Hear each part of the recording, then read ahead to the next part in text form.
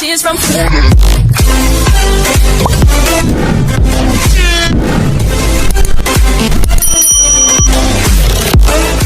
Tears from Pak Anies, throughout your journey as an academia and as well as a politician, as a statesman, how has the concept of resistance evolved in your understanding and in your journey, and how has it impact your approach as well? Ya bahasa Indonesia nggak apa-apa. Oh, in bahasa Indonesia, oke. Okay.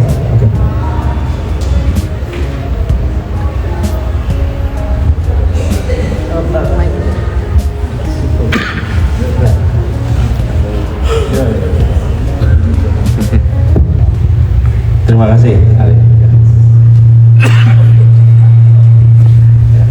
Assalamualaikum warahmatullahi wabarakatuh. Selamat. Pertama saya ucapkan selamat pada Nora Vision Group yang sudah menerbitkan buku ini, luar biasa.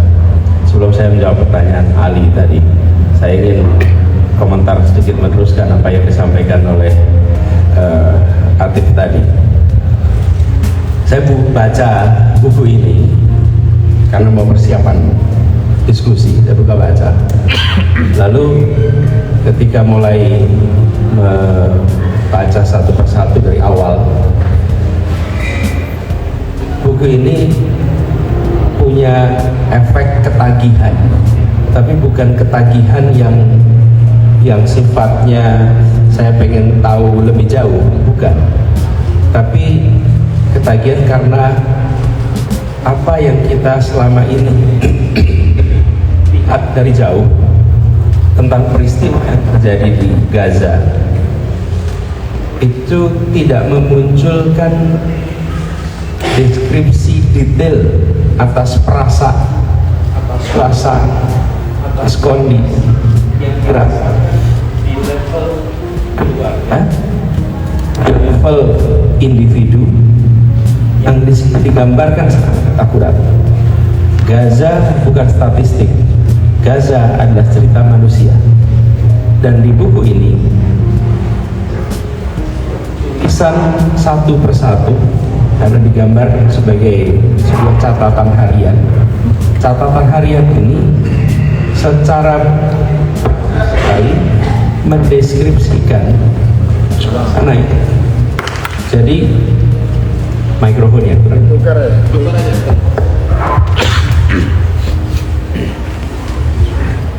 Sehingga ketika saya melihat baca satu persatu, ini tidak bisa berhenti. Jadi saya usul kepada yang mau baca buku ini, siapkan waktu yang cukup untuk membacanya, minimal seminggu. Seminggu itu bukan waktunya seminggu, cerita dalam satu minggu. Lalu selesaikan lagi cerita di minggu berikutnya, dan dibacanya dengan tenang.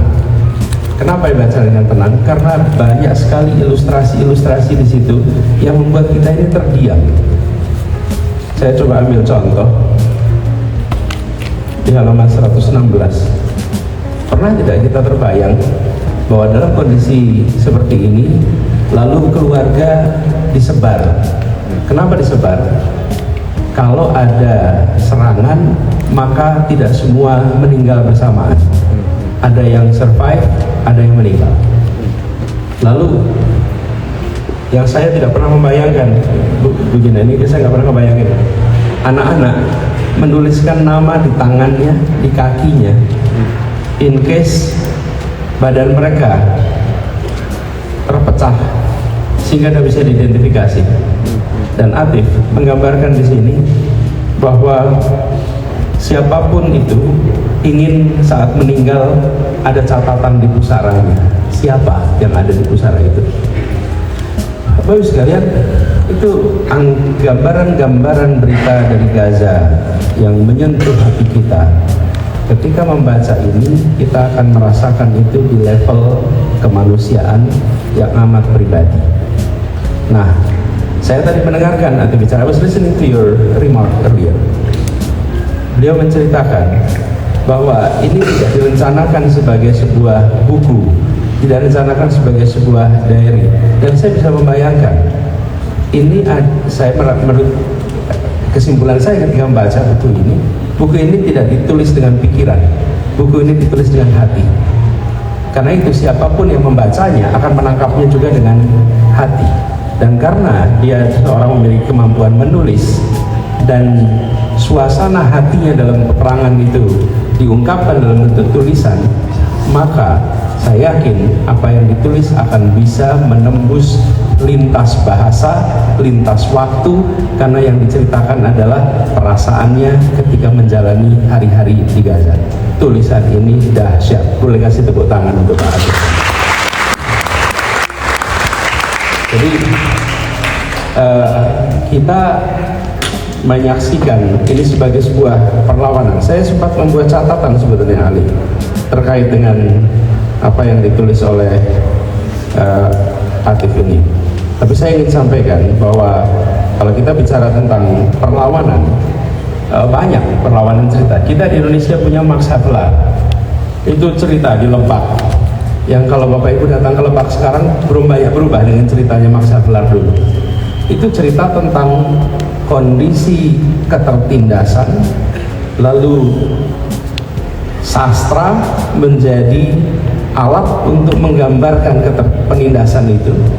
Dan seperti ditulis di pengantar di sini, kisah tentang penindasan itu bukan untuk si penindas, tapi untuk membela yang tertindas. Dan ini kemudian bergaung luas. Jadi saya melihat apa yang ditulis oleh Atif ini mengisi ruang yang tidak bisa diisi oleh media mainstream. Atif, you have filled in a blank that is left out by mainstream media. Mainstream media has been able to articulate the big pictures of the operations, of the genocide, but they fail to depict the details and the day-to-day life of the suffering of the Palestinians. And your story has been so powerful in echoing that. One, it's not a fiction, it's a reality that you're writing. Ini yang ditulis bukan fiksi, yang ditulis adalah kenyataan, dan ini dituliskan sebagai sebuah pengalaman pribadi yang waktunya itu bergerak dari hari ke hari. Jadi saya tidak menyalahkan, I don't blame you for not wanting to read what you write. I don't blame you. Karena apa? Itu ditulis tiap hari berubah. Dia menyebutkan hari ini adalah perang terburuk. Today was the biggest battle. Today was the worst day. Terus hari berikutnya dia tulis, ternyata kemarin bukan hari yang terburuk. Ternyata hari ini lebih buruk. Jadi saya tidak menyalahkan kalau dia tidak mau membaca ulang proses ini, karena yang dilihat adalah sebuah proses yang sangat painful. Dan nama-nama yang tersebut di sini, nama-nama yang di awal masih hidup berinteraksi, di tengah hilang, di ujung hilang. Tapi ada satu dilema yang dia belum ceritakan. You're visiting Gaza on the 7th of October, 5th to 7th, right? Prior to the war. Dari tepi barat berkunjung ke Gaza, terjadi perang, dia masih berada di pantai. Dan pada waktu itu satu persatu orang berkesempatan untuk meninggalkan Gaza dan ke Mesir, termasuk Atif. Dia sudah bersiap mau berangkat, lalu ada dilema moral. Haruskah saya menyelamatkan diri di saat keluarga saya berada dalam ancaman?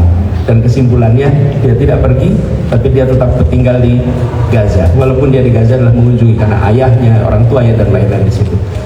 Ini menurut saya salah satu gambaran juga, Bapak-Ibu sekalian, bahwa dalam kondisi seperti itu,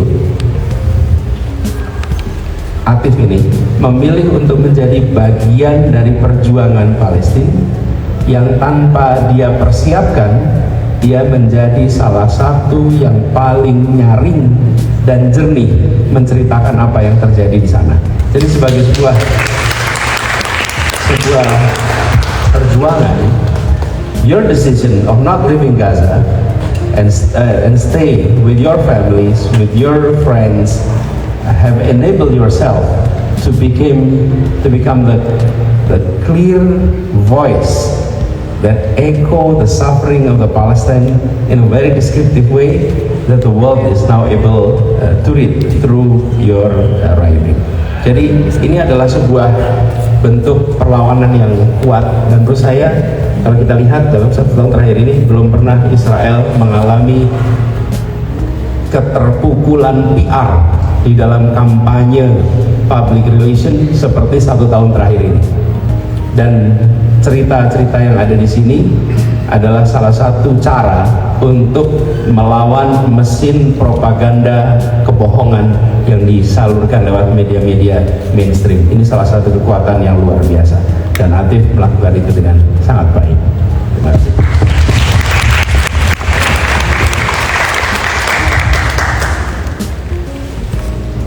Okay, so I'm going to continue asking Mbak Gina. Ya.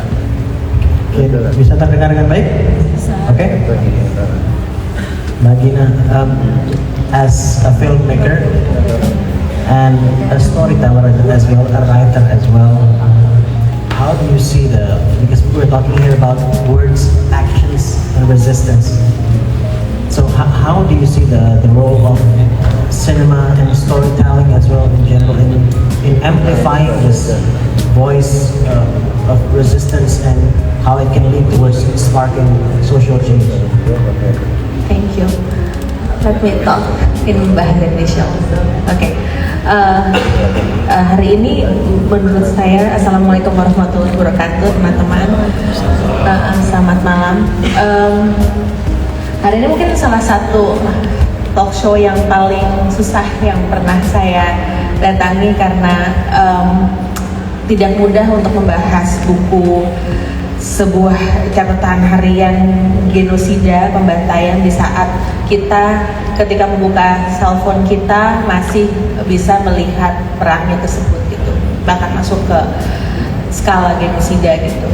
Tapi membaca buku ini sebenarnya membantu saya sebagai seorang pencerita untuk mengingat lagi kenapa manusia itu bisa terus bertahan dan tidak terus bergerak, dan apa yang menyatukan kita, yaitu cerita.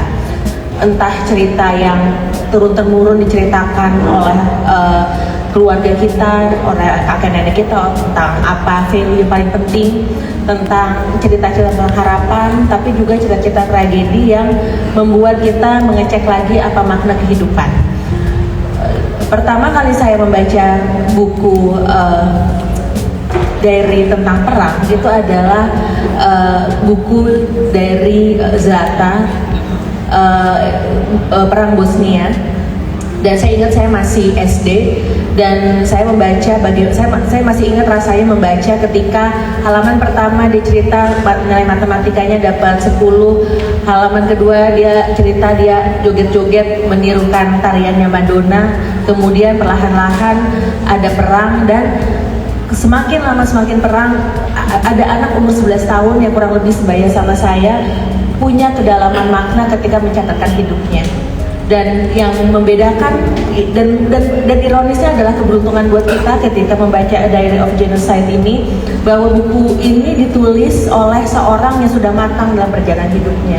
Ada makna-makna yang ketika kita setiap hari membaca di membuka sosial media, kita mungkin teman-teman pasti pada follow seperti Bisan, terus Postas, orang-orang yang Gen Z 26 jurnalis yang posting their life, dari ada yang chef, ada yang fotografer, ada yang videografer, dan semua menceritakan dan terus merekam, bahkan rakyat juga merekam.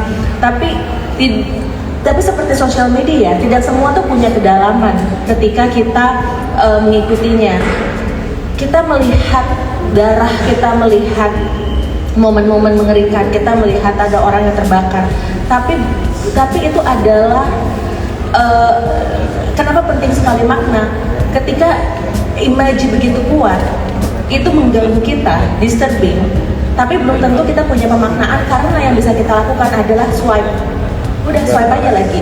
It's just another day in our life. We can skip the bad parts. Palestine is just a bad part of our life. We can tell that to ourselves untuk membunuh dan numbing ourselves. Tapi catatan-catatan harian seperti ini akan mengingatkan kita bahwa ada orang-orang yang berusaha memberikan makna, dan itu tuh usaha untuk memberikan makna terhadap tragedi-tragedi dalam hidup kita itu tuh semua orang apapun backgroundnya pasti akan memiliki itu untuk terus berjalan. Misalnya saya sebagai filmmaker, ketika film itu adalah sebuah media yang sangat bisa menggugat banyak orang. Dia bisa, karena di audiovisual, kalau visual bahkan kita yang pertama kali jadi manusia purba aja kita tuh instingnya adalah menggambar gitu.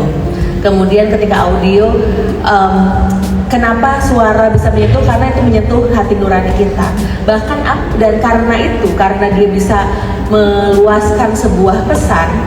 Bahkan ketika Hitler pertama kali membangun rezim Nazinya, yang dia lakukan adalah membuat dokumenter Triumph of the Will gitu. Dan karena itu dia dengan spesifik memberikan makna baru terhadap pemerintahannya, pencitraan lah kalau orang bilang sekarang, pencitraan-pencitraan yang membuat orang yakin. Nah, media-media selama ini, terutama media mainstream Hollywood gitu, itu tuh selalu memberikan penawaran-penawaran bahwa teroris sama dengan Arab. Terus apalagi setelah pasca 9/11, kemudian hal-hal yang kita value itu yang benar adalah capitalism, kemudian bahwa orang yang bukan white atau person of colors itu belum tentu setara gitu. Ironisnya di tengah modern seperti ini. Atau lebih spesifik lagi, karena film adalah 50% bisnis, 50% seni, banyak sekali akhirnya karya cerita-cerita yang bisa memberikan makna itu akhirnya tersingkir karena tidak dianggap penjual. Nah, resistensi dari kita sebagai kreator atau kita sebagai audiens adalah memilih dan memilah apa yang kita cerna, apa yang kita tonton. Bahwa kita nggak apa-apa tuh, mungkin teman-teman sukanya Taylor Swift atau misalnya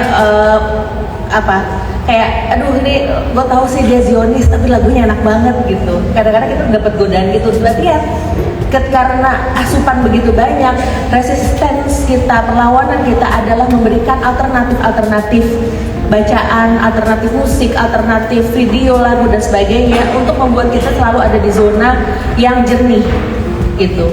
Dan cerita di film untuk terus melawan dengan isu sosial adalah sebenarnya amplifying the marginalized voice, orang-orang yang mungkin belum dapat, entah teman-teman saudara kita di Palestine, orang-orang yang mengalami kekerasan seksual, orang-orang yang tidak tahu apa-apa soal kehamilan luar nikah dan dia harus terjebak karena kebodohannya gitu atau ketidaktahuan ilmunya, orang-orang yang sebenarnya ada di garis tipis antara merdeka atau tidak merdeka karena pilihan, karena mereka tidak punya privilege untuk memilih atau tekanan dari pihak luar. Jadi sebenarnya itulah guna seni atau seperti film untuk memberikan alternatif suara pada teman-teman kita semua.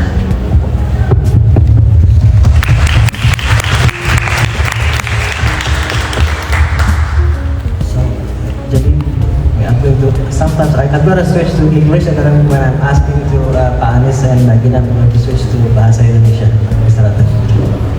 So, I know you said earlier, Mr. Atef, that you don't like to read, and like Pak Anies said earlier, like we can imagine why you don't want to read. But I do have a question, and if, with your permission, I would like to read just an excerpt of that book, yeah, and I'm going to read it in English for you. That at the end of the book, you said that looking back over this diary, I find myself not wanting to remember any of it, like you said. I want to only remember what life was like before the war. I don't want to remember daily stresses of surviving one meal to the next. I don't want to remember that so many people close to me were wiped out. I want to keep them with me, pretend they're still here. So, this was, it has such a huge impact for me when I read this part. And because I'm also imagining you don't want to remember this, like, of course, yet now you're still sharing these stories all over the world because you have this calling. So I want to ask you, like, do you have any kind of internal struggles along the way, or how was it? Memory is a curse and a blessing at the same time. So now when I go back and think, now when I see Gaza images, I don't know the streets. I don't know even the street I grew up. I saw the report last night, where the Israeli tank started to get in my neighborhood. I didn't recognize. We live all from people from Jaffa City. We all immigrated to one neighborhood in the camp. So I know all the areas, the streets, and everything. But I didn't recognize them. Even the houses belong, which is because there is no houses. There are no houses. They're all damaged. It's like heaps of broken things, just that is the way. You don't recognize anything. So sometimes, when you remember, you suffer. And I think this is very classic literature. T.S. Eliot said, April is the coolest month, breathing lilacs out of the dead land, the famous poem by T.S. Eliot. So it's classically when we suffer, we remember we suffer. I remember my grandmother Aisha, when she was forced to leave Jaffa when she was in the late 40s. And when she tells stories about old days in her nice villa in Crete, which is still until now exists, she would suffer and cry. So remembering is not something pleasant, but it's a blessing in a sense that it's what keeps things alive as well. So it's a paradox, But for myself until now, even I tell myself, what if this is all a dream, a nightmare? Then I want to wake up from this nightmare and find out that Gaza was not destroyed, my people was not genocide, and my father died later, after the book, and my mother-in-law and my cousins and my niece was 8 years old. She was killed 5 days ago, and my aunt Fatima, But if all this is nightmare, and it's not true. So, but at the end, what lasts from all this pain? What lasts? These stories. This is, I never imagined that those, the people in this day resigned after another. And my father was alive when I wrote this day. But unfortunately, he died because of the lack of food and medicine in Jabalia siege in April. He died April actually. And yesterday, my friend, with whom I used to sleep in his house in Jabalia. So sometimes I envy my characters. The characters, my novels. I said, but lucky they're only fictional characters. They cannot jump out of the box. So otherwise, they will see their world destroyed. Because they live like me in those streets and those houses, so they know Gaza as it was. The Gaza, pre-war Gaza. So I said they're lucky. They're not blood and flesh like me. So they wouldn't suffer because they will not jump out of the novel or and walk in the street because they will not know the streets as I do. So and sometimes if you don't know the place, it's easier for you. But when every single street and alley and building and park and I wouldn't say, but I would say it as a writer, every sand in the beach means something for you, and this is all gone. Then this is how I don't want to remember sometimes. Just you want to be invisible. Yeah. I'll try to translate this a little bit. So, tadi apa yang tadi Mr. Atep sampaikan juga. Tadi karena saya tanyakan bahwa dia tidak ingin mengingat apa yang dia tulis sebetulnya. Tapi di akhir bukunya itu dia juga menjelaskan bahwa dia tidak ingin mengingat karena begitu sulit untuk mengingat semua kejadiannya, makanya dia tidak membaca lagi.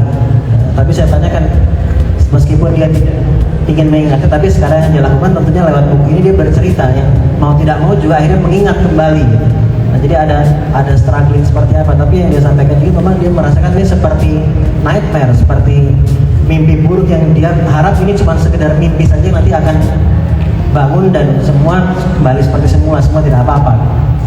Tapi sekarang kondisi ketika dia melihat Gaza sekarang sudah totally different, seperti bukan Gaza lagi, karena sudah banyak tempat-tempat sana yang dulu sudah ada sekarang sudah rata dan seterusnya. Dan dari perjalanan ini yang bisa dilakukan. Jadi dia bilang meskipun tidak ingin mengingat, jadi ini adalah sebuah, di satu sisi adalah sebuah kutukan, tapi juga sebuah blessing juga, karena dengan dia melakukan sharing semua ini juga, dia juga masih mengingat kembali siapa keluarga-keluarga dia, teman-teman dia, dan semua orang yang ada di sana juga. Jadi ada dua sisi mengenai pergelutan mungkin secara internal juga. Thank you Mr. Latif again. Pak Anies, jadi walaupun Latif ini mengatakan saya tidak ingin mengingatnya, tapi dia mengambil tugas, dia sendiri memilih mengambil tugas untuk mendokumentasikan sehingga peristiwa-peristiwa ini tidak terlupakan begitu saja. Dan tadi gambaran yang dilukiskan di dalam cerita-cerita ini itu sangat detail, walaupun saya ada catatan untuk penerjemahnya. Lihat, perlu bukan hanya menerjemahkan ceritanya, tapi membawa ini dalam konteks bahasa Indonesia yang membangkitkan imajinasi, supaya kita bisa membayangkan secara lebih baik atas apa yang sedang terjadi di sana. Nah, ini catatan untuk penerjemahnya. Memang benar sudah diterjemahkan, tapi nuansanya tidak muncul. Banyak di sini yang nuansa itu tidak muncul. Padahal saya mengharapkan dengan adanya buku ini, maka kita yang di Indonesia punya kesempatan untuk ikut merasakan, walaupun hanya dalam pikiran dan perasaan, atas apa yang dialami minimal oleh Atif dan lingkungan sekitarnya, merepresentasikan suasana di Gaza. Jadi Ali, ini yang tadi disampaikan bahwa beliau mungkin tidak ingin mengingat, tapi ini beliau mengambil peran seakan menjadi pembuat dokumentasi, dan mungkin dokumentasi ini juga suatu saat akan berguna untuk melakukan rekonstruksi apabila muncul waktu untuk melakukan rekonstruksi atas apa yang terjadi dan bagaimana membangun ulang. Jadi kalau kita mengetahui dengan detail apa saja yang dialami secara sosiologis, secara psikologis, individual maupun kolektif, maka melewati masa ini, merekonstruksikan itu akan berguna untuk program-program intervensi perbaikan. Harus ingat, beliau menceritakan tadi bahwa bagi kita yang di sini yang tidak tahu peta Gaza, melihat gambar-gambar di situ ya seperti gambar begitu saja. Tapi bagi Atif, dia ceritakan, saya lihat gambar di situ, saya pun kalau bahasa Indonesia itu pangling. Saya nggak tahu lagi ini jalan yang mana ya, saking rusaknya. Saya mendengar beliau mengatakan itu, saya bayangkan kerusakan yang terjadi di mentalnya seperti apa ya, kerusakan yang terjadi di dalam pikirannya seperti apa ya, kerusakan yang tidak bisa difoto itu seperti apa ya. Itu damage-nya panjang dan besar. Karena peperangan seperti ini tidak hanya merusak infrastruktur keras, tapi juga merusak sosiologi masyarakat, psikologi pribadi-pribadi yang ada di situ, dan mengkoyak tenun kemasyarakatan yang ada di tempat itu. Jadi setelah selesai periode ini, mudah-mudahan segera berakhir dan berujung kepada kemerdekaan Palestina, proses recovery itu dibutuhkan. Nah, buku ini bisa menjadi bahan rekonstruksi atas apa yang sudah terjadi. Kita di sini lihat statistiknya, per tanggal sekian yang meninggal sekian, per tanggal sekian yang luka sekian, tapi aktif menggambarkan bagaimana penderitaan luka itu di rumah sakit, operasi-operasi dikerjakan tanpa obat bius, di mana orang-orang dalam situasi saya ingin mati saja daripada harus menderita atas rasa perih, pedih yang berkepanjangan. Itu semua gambaran yang luka tak bisa difoto. Dan buku ini mudah-mudahan berjasa untuk nantinya melakukan rekonstruksi. Begitu ya. I'll explain to you later after this. Terima kasih Pak Anies juga. Dan karena tadi saya sudah dikasih kode 5 menit lagi Q&A. So pertanyaan untuk Pak Anies, question for Pak Anies dan Mbak Gina. Setelah mempelajari buku ini dan juga mengikuti apa yang terjadi, sebetulnya bukan hanya selama 1 tahun terakhir, tapi apa yang terjadi dalam sejarah yang sudah begitu panjang di Palestina ini, dan ditambahkan khususnya dari apa yang Pak Anies dan Mbak Gina baca dari buku ini juga, apa mungkin main lessons gitu ya, pembelajaran utama yang untuk Pak Anies secara pribadi, untuk Mbak Gina secara pribadi bisa diambil dan untuk kehidupan masing-masing gitu ke depannya. Juga mungkin bisa di-share juga untuk semua juga yang ada di sini juga. Oke, pertanyaan yang membuat berpikir sekali. Oke, kalau jujur ketika kita tuh hidup sebagai warga negara Indonesia, apalagi yang di urban ini, kita hidup dalam beberapa waktu paralel sekaligus gitu. Kita hidup dalam kenyataan kita di kota Jakarta, kita hidup sebagai orang yang melihat dunia yang enak sekali di sosial media, kita hidup melihat perperangan dan semuanya terjadi sekaligus. Kalau kata Gen Z sekarang dengan meme-nya tuh kadang-kadang kalau misalnya cuma melihat peran kita sebagai warga negara Indonesia tuh cuma mikir dan cuma ngasih stiker di WhatsApp grup, Tuhan kenapa aku terlahir WNI gitu. Langsung ketawa semua.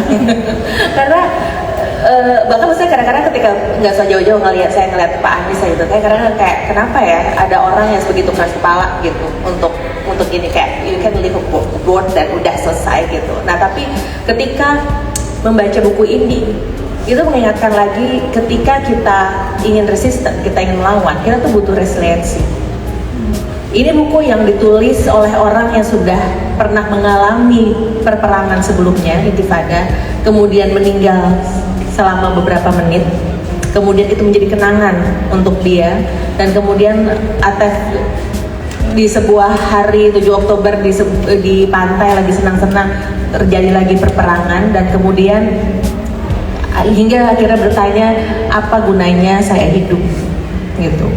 Kadang-kadang kita terus hidup tapi kita lupa bertanya apa makna kita hidup, untuk apa, why kita hidup, bangun sehari-hari. Kalau ada orang ketika kita buka WhatsApp kayak atau buka sosial media ada penyerangan lagi segala macam, terus kemudian kita bisa swipe dan melupakan dan kembali ke rutinitas hidup kita lupa stop dan mencari jeda dan mencari makna lagi apa yang paling esensial dalam hidup kita.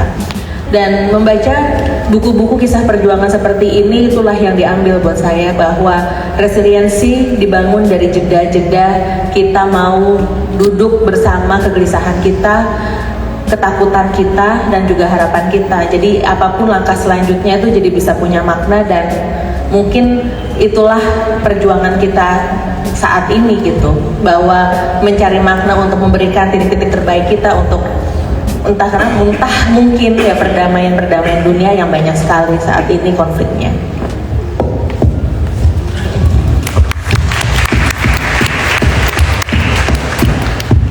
Thank you Mbak Gina. Pak Anies, silakan. Jadi kalau dalam konteks penindasan yang sedang terjadi, saya rasa tulisan-tulisan seperti ini itu menyadarkan kita bahwa peristiwa seperti ini tidak bisa didiamkan tanpa ditantang.